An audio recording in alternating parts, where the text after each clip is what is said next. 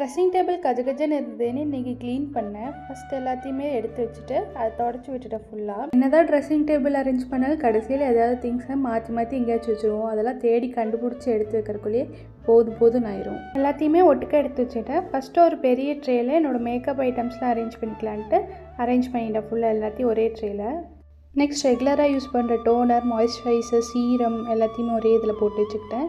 அடுத்த இதில் சீப்பு அதெல்லாம் போட்டு வச்சுட்டேன். இன்னொரு ட்ரேயில் ரெகுலராக யூஸ் பண்ணுற நைட் க்ரீம்ஸ், கேச்சஸ் அதெல்லாம் போட்டு வச்சுட்டேன். 2 ஆர்கனைசிங் பாக்ஸ் வாங்கி வச்சுருந்தேன். அதில் சேஃப்டி பின்ஸ், ஹேர் பின்ஸ் எல்லாம் போட்டு வச்சுட்டேன். இன்னொன்றில் கிளச்சஸ் எல்லாத்தையும் ஒட்டுக்கா போட்டு வச்சுட்டேன். இன்னொரு பாக்ஸில் எங்கிட்ட இருந்த ஸ்டெட்டெல்லாம் தனித்தனியாக போட்டு வச்சுட்டேன். அடுத்த இதில் செயின்ஸு, நெக் பீஸ் எல்லாம் போட்டு வச்சுருந்தேன்.